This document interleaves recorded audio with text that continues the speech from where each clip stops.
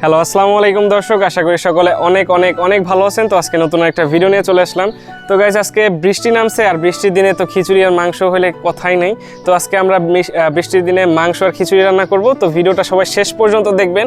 আর যারা চ্যানেলটা সাবস্ক্রাইব করার নাই তারা চ্যানেলটা সাবস্ক্রাইব করে দিবেন, আর যারা করছেন তাদেরকে অসংখ্য অসংখ্য ধন্যবাদ। তো কথা না বাড়িয়ে চলেন শুরু করা যাক।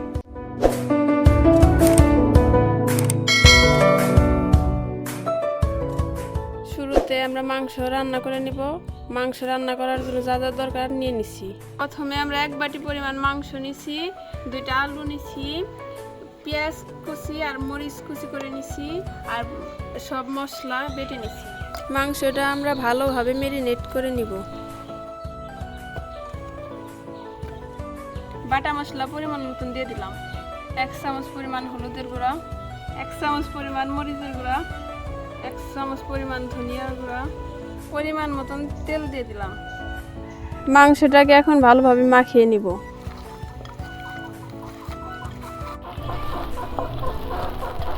ম্যারিনেট করা মাংসটা আমরা কিছুক্ষণের জন্য রেখে দিব।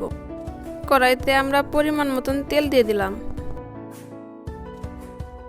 আমাদের তেলটা গরম হয়ে গেছে, পেঁয়াজ আর মরিচটা দিয়ে দিলাম। এখন ম্যারিনেট করা মাংসটা দিয়ে দিব।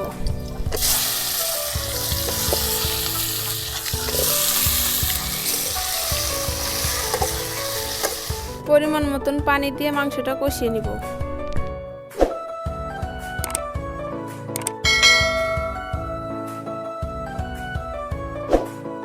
এখন আমরা মাংসটাকে 15 মিনিটের জন্য ঢেকে দিলাম। এখন স্বাদ মতন লবণ দিয়ে দিই।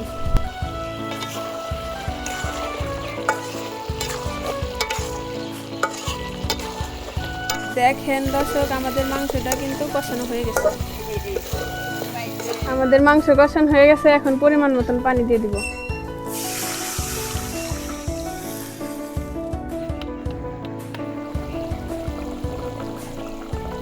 এক চামচ জিরার ফাঁকি দিয়ে দিলাম। আমাদের তরকারিটা হয়ে গেছে। জান্নাত, একটু লবণ দেখো।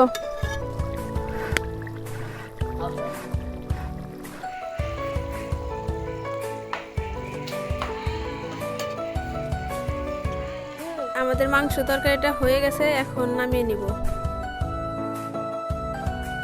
এখন আমরা এই কড়াইতে খিচুড়িটা রান্না করে নিব।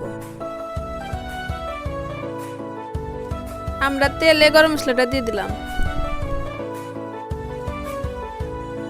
কুচি করে রাখা পেঁয়াজ মরিচ গুলো দিয়ে দিব।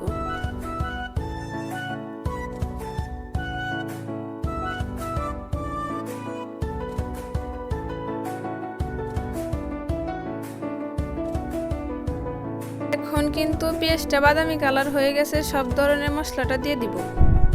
স্বাদ মতন লবণ দিয়ে দিলাম।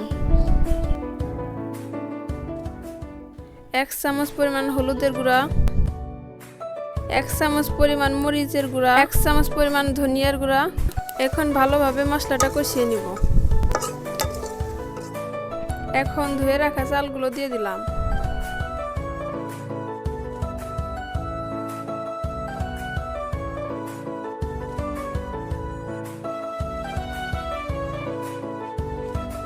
চালটা এখন ভালোভাবে কষিয়ে নিব।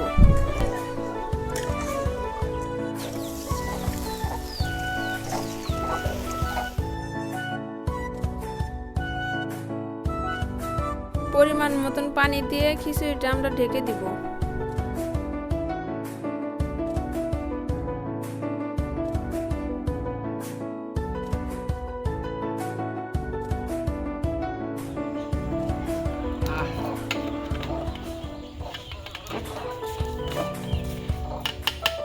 রান্না কিন্তু আমি করছি। হ্যাঁ, এই রান্না আমি করছি সব। এরা খালি তাকে তাকে দেখছে। আমাদের খিচুড়ি আর মাংস রান্না হয়ে গেছে দুইটাই।